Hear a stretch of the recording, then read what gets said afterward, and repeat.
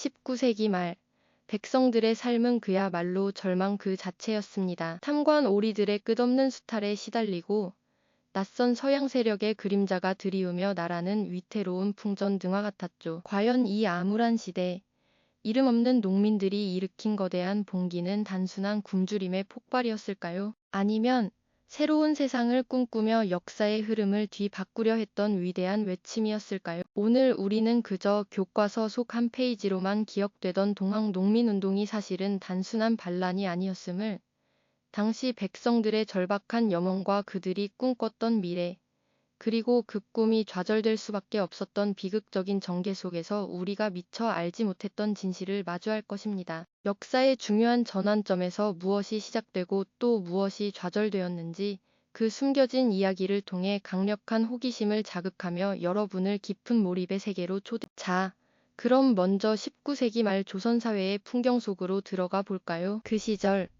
조선은 깊은 병을 앓고 있었습니다. 탐관오리의 부정부패는 극에 달해 백성들의 피땀으로 쌓아 올린 곡식 창고는 텅 비고 그들의 밥상은 풀뿌리와 나뭇껍질로 채워졌습니다. 굶주림에 지쳐 쓰러지는 이들이 길가에 즐비했고 병든 몸을 이끌고 겨우 연명하는 모습은 차마 눈뜨고 볼 수 없을 지경이었죠. 반면 탐관오리들은 호화로운 잔치를 벌이며 백성들의 고통을 외면했습니다. 어디 그뿐일까요? 엎친 데 덮친 격으로 저 바다 건너에서 밀려오는 서양 세력의 위협은 또 다른 불안감으로 다가왔습니다. 낯선 문물과 무력을 앞세운 이방인들은 불평등한 조약을 강요하며 조선의 자주성을 흔들었죠. 마치 거대한 폭풍 전야처럼 나라는 안팎으로 흔들리고 있었다. 이러한 절망의 땅에서 민중의 마음속에 작은 희망의 싹이 움트기 시작했습니다. 그것은 바로 동학이라는 새로운 사상이었죠. 인간은 모두 평등하며 차별 없이 하늘을 섬겨야 한다는, 그리고 백성을 위하는 정치를 해야 한다는 동학의 가르침은 억압받던 농민들에게는 가뭄 속 단비와 같았습니다. 낡은 세상의 모순에 지쳐있던 이들에게 동학은 단순한 종교를 넘어 새로운 세상에 대한 갈망이자 불의에 맞설 용기를 주는 등 불과도 같았죠. 어두운 밤, 촛불 하나의 의지에 모여 앉은 농민들은 경전을 읽으며 희미하지만 강렬한 눈빛으로 서로의 희망을 다졌습니다. 그들의 가슴 속에는 더 이상 참을 수 없다는 분노와 함께 반드시 새로운 세상을 만들겠다는 뜨거운 열망이 타오르고 있었던 겁니다. 이제 이 희망의 불씨는 거대한 들불이 되어 조선 팔도를 뒤덮을 준비를 하고 있었죠. 절망적인 현실 속에서 피어난 이 작은 희망의 싹은 과연 어떤 거대한 변화를 불러올 수 있었을까요? 다음 이야기에서 그들 불처럼 번진 개혁의 함성을 함께 마주해. 네, 그렇습니다. 지난 시간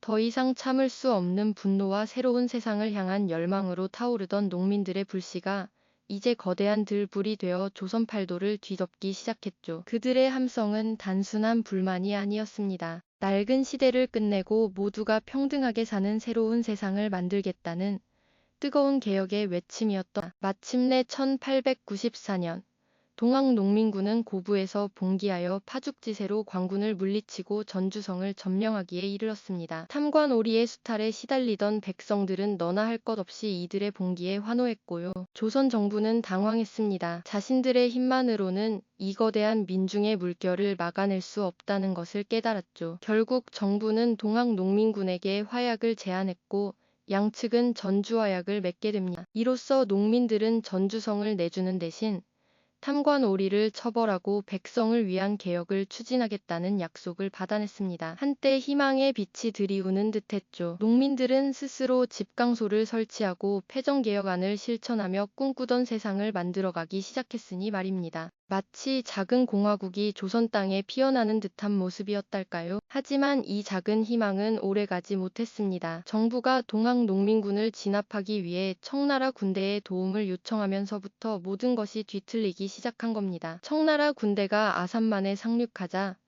일본은 자국민 보호를 명분으로 톰진 조약을 내세워 조선의 군대를 파견했습니다. 일본군은 인천에 상륙하더니 조선 정부의 철수 요구에도 아랑곳하지 않고 오히려 병력을 증강하며 노골적인 침략 야욕을 드러냈다. 정말 기가 막히는 상황이 아닐 수 없었습니다. 안으로는 백성의 고통을 외면하고 밖으로는 외세의 힘을 빌리려 했던 정부의 무능함이 결국 더 큰 불행을 불러온 셈이었으니까요. 일본은 경복궁을 무력으로 점령하며 고종 황제를 협박했고 친일 내각을 세워 조선의 내정을 간섭하기 시작했습니다. 그들의 눈에는 조선의 주권은 안중에도 없었던 거죠. 조선의 땅에서 청나라와 일본이 서로 대치하는 상황, 그리고 일본이 조선의 왕궁까지 점령하자 동학농민군은 다시 한번 일어설 수밖에 없었습니다. 이번에는 탐관 오리뿐 아니라 나라의 주권을 위협하는 외세에 맞서 싸우기 위해서요. 그들의 분노는 하늘을 찔렀습니다. 자신들이 꿈꿨던 개혁이 외세의 총칼 앞에서 좌절될 위기에 놓이자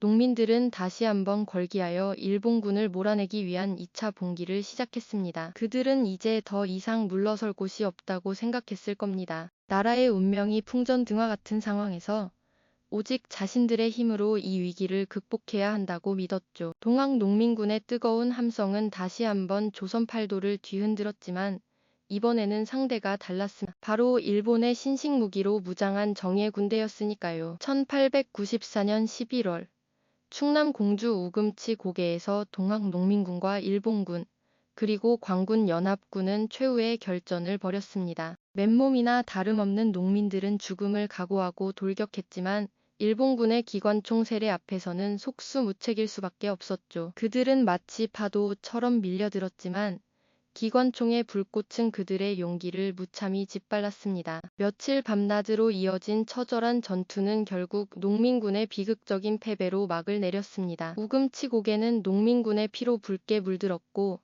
수많은 생명이 그곳에서 쓰러져 갔습니다. 이 전투는 동학농민운동의 종말을 알리는 상징적인 사건이 되고 말았죠. 전봉준을 비롯한 지도부는 결국 체포되어 처형당했고 희망찬 개혁을 꿈꾸던 농민들의 외침은 외세의 총칼 앞에서 그렇게 허무하게 꺾이고 말았습니다. 피로 물든 우금치 고개는 단순히 한 전투의 패배를 넘어 자주적인 개혁을 꿈꾸던 민중의 염원이 처참하게 좌절된 비극적인 현장이었던 겁니다. 과연 이들의 피와 눈물은 아무런 의미도 없이 사라져버린 걸까요? 다음 이야기에서 그 처절한 외침이 우리 역사에 어떤 의미를 남겼는지 함께 살펴보죠. 우금치 고개에서 농민들의 간절한 꿈은 좌절되고 말았지만 과연 그들의 희망이 왜 그토록 무참히 꺾일 수밖에 없었는지 그 비극적인 결말 뒤에는 또 다른 절망의 전개가 숨어 있었죠. 전주화약으로 잠시나마 평화의 기운이 감돌던 조선 땅은 사실 더 큰 혼란과 외세의 간섭이라는 거대한 소용돌이 속으로 빠르게 빠져들고 있었습니다. 동학 농민들이 봉기를 일으켰던 가장 근본적인 이유 중 하나는 바로 부패한 관리들의 끝없는 수탈과 그에 맞서 새로운 세상을 만들고자 하는 절박한 개혁의 염원이었잖아요. 전주화약이 맺어진 이후 농민들은 자신들의 손으로 직접 개혁의 불씨를 지피겠다며 각 지역에 집강소라는 자치 행정기구를 설치하고 패정개혁안을 하나둘 실천해 나가기 시작했습니다. 탐관 오리를 엄정하게 처벌하고 백성들을 짓누르던 부당한 세금을 바로 잡았으며 신분차별의 상징이었던 노비 문서를 불태우는 등 그들이 꿈꾸던 이상적인 사회를 만들기 위해 땀 흘려 노력했죠. 마치 오랜 가뭄 끝에 겨우 내리는 단비처럼 고통받던 백성들의 삶에는 이제 막 작은 희망의 기운이 감돌기 시작했습니다. 하지만 조선 정부는 이런 농민들의 자치 개혁 시도를 그리 탐탁지 않게 여겼고 약속했던 개혁은 차일피일 미뤄지거나 제대로 시행되지 않는 경우가 허다했습니다. 농민들의 벅찬 기대감은 또다시 차가운 실망감으로 변해갔죠. 게다가 더 거대한 그림자, 바로 일본을 비롯한 외세의 위협이 한반도를 숨막히게 덮쳐오고 있었습니다. 조선 정부는 동학농민군을 진압한다는 명분으로 청나라의 군사파병을 요청했었죠. 그런데 이 요청은 마치 걷잡을 수 없는 불씨를 당겨버린 격이 되고 말았습니다. 청나라 군대가 조선에 발을 들이자 이번에는 일본이 자국민 보호라는 얄팍한 구실을 내세워 막대한 규모의 군대를 조선에 파견한 겁니다. 일본의 진짜 목적은 조선을 발판 삼아 아시아 대륙으로 그들의 세력을 무한히 확장하려는 야심찬 계획이었으니까요. 그들은 1894년 6월 아무런 정당한 명분도 없이 조선의 심장부이자 왕실의 거처인 경복궁을 기습적으로 점령해버렸습니다. 고종 황제와 대신들은 망연자실할 수밖에 없었을 겁니다. 나라의 심장인 왕궁이 외세의 손에 넘어갔다는 것은 곧 조선의 주권을 완전히 빼앗겼다는 참담한 의미였으니까요. 일본은 경복궁을 장악한 채 조선 정부에 자신들이 원하는 온갖 종류의 개혁을 강요하기 시작했습니다. 그들의 요구는 조선의 자주성을 뿌리째 흔들고 침해하는 내용들로 가득했죠. 이뿐만이 아니었습니다. 일본은 조선의 주둔한 청나라 군대를 선제 공격하면서 결국 청일전쟁을 일으켰습니다. 놀랍게도 그들의 전쟁터는 바로 조선의 영토, 우리 민족의 삶의 터전이었죠. 한반도는 열강들의 각축장이 되어버렸고 무고한 백성들은 전쟁의 참혹한 포화 속에서 고통받아야 했습니다. 자신들의 땅에서 외세가 서로에게 무자비하게 총부리를 겨누는 모습을 보며 농민들은 다시 한번 끓어오르는 분노와 깊은 절망감에 휩싸였습니다. 그들은 처음에는 부패한 관리들에게 맞섰지만 이제는 나라의 주권을 유린하는 외세에 대항해야 한다는 절박하고도 거룩한 사명감을 느끼게 된 겁니다. 전주화약 이후 잠시 해산했던 동학농민군은 다시 한번 거대한 횃불을 들고 걸기했습니다. 이번에는 척외양 창해, 즉 침략자인 외농과 서양 오랑캐를 강력히 물리치고 이 땅에 정의로운 의를 세우자는 굳건한 기치를 높이 내걸었죠. 그들의 목표는 더 이상 탐관오리 처벌에만 국한되지 않았습니다. 무능한 정부를 바로잡고 무엇보다 외세의 침략으로부터 이 소중한 나라를 굳건히 지켜내는 것.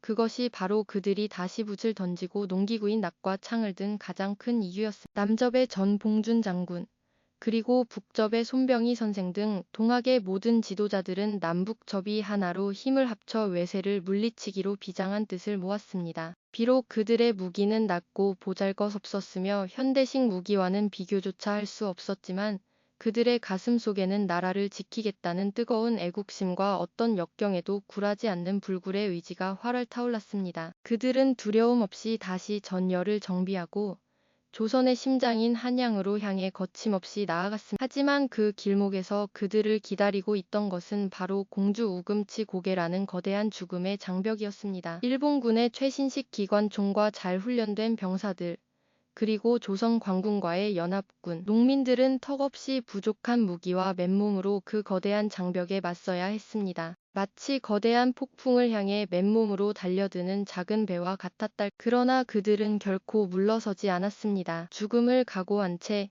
오직 나라를 지키겠다는 숭고한 일념으로 마지막 순간까지 필사적으로 싸웠던 겁니다. 그들의 비장한 외침은 단순히 개인의 생존을 넘어 이 땅의 자주성과 우리 민족의 자존심을 지키려는 처절하고도 필사적인 몸부림이었던 거죠. 우금치 고개는 그렇게 절망 속에서도 마지막 희망을 놓지 않으려 했던 민중의 숭고한 정신이 영원히 서려있는 곳으로 역사에 기록되고 말았습니다. 우금치 고개에서 농민군이 흘린 피와 눈물은 그저 헛된 희생으로만 끝나지 않았습니다. 비록 그들의 개혁의 꿈은 외세의 총칼 앞에서 좌절되었고 수많은 희생자가 발생하며 한 시대의 비극적인 서막을 알리는 듯했죠. 하지만 역사는 때로 가장 절망적인 순간에 새로운 씨앗을 뿌리곤 합니다. 동학농민운동은 비록 직접적인 성공을 거두지는 못했지만 그 좌절 속에서 오히려 더욱 강렬한 메시지를 남기며 우리 근대사의 거대한 흐름을 바꿔놓는 결정적인 계기가 되었으니까요. 그들의 외침은 비록 직접적인 승리로 이어지진 못했지만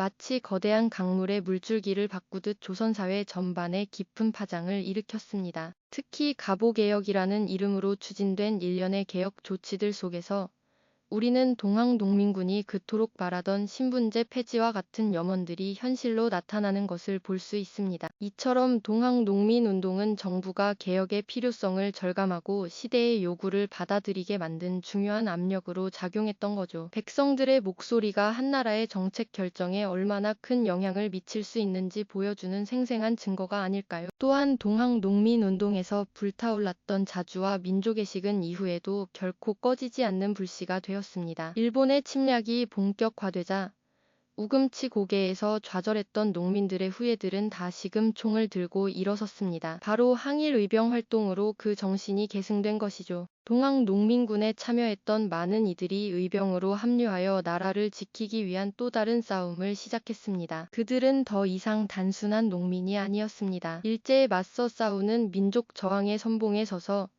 이 땅의 주인이 누구인지 온몸으로 외쳤던 진정한 애국자였던 겁니다. 동학 농민운동은 우리 민족에게 나라의 주인은 백성이라는 자각을 심어주었습니다. 이전까지 왕과 소수의 지배층이 나라의 운명을 결정한다고 여겨왔던 관념을 깨고 평범한 백성들도 나라의 중요한 주체임을 깨닫게 한 것이죠. 절망적인 상황 속에서도 새로운 세상을 꿈꾸고 불의에 맞서 싸웠던 그들의 용기는 이후 독립운동과 민주화운동의 밑거름이 되어 오늘날 우리가 누리는 자유와 평등의 소중한 가치를 일깨워 주었습니다. 단순히 실패한 혁명이 아니라 좌절되었으나 꺼지지 않는 불씨가 되어 우리 역사의 방향을 완전히 뒤바꾼 위대한 저항이었던 겁니다. 그들의 숭고한 정신은 오늘 날까지도 살아 숨쉬고 있습니다. 전봉준 장군을 비롯한 지도자들의 굳건한 의지, 그리고 이름 없이 쓰러져간 수많은 농민들의 희생은 우리에게 깊은 성찰을 안겨주죠. 동학 농민운동은 역사의 한 페이지에 기록된 과거의 사건이 아니라 불의에 맞서고 더 나은 세상을 꿈꾸는 우리 안의 반전의 아이콘 정신이 여전히 살아 숨쉬고 있음을 보여주는 증거입니다. 오늘날 우리가 누리는 자유와 민주주의가 결코 저절로 얻어진 것이 아님을 이름 없는 백성들의 피와 땀, 그리고 좌절되었으나 끝내 포기하지 않았던 꿈 위에 서 있음을 기억해야 할 것입니다. 급변하는 국제 정세 속에서 조선은 동학 농민운동 이후 또 어떤 경랑의 시대를 맞이하게 될까요? 다음 시간에는 동학 농민운동의 여파 속에서 조선이 국제사회의 거대한 소용돌이 속에서 어떤 선택의 기로에 놓였는지 함께 살펴보겠습니다. 이 영상이 도움이 되셨다면 좋아요와 구독 부탁드립니다. 여러분의 응원이 제게 큰 힘이 됩니다. 다음 영상에서도 더 유용한 정보를 공유하겠습니다. 감사합니다.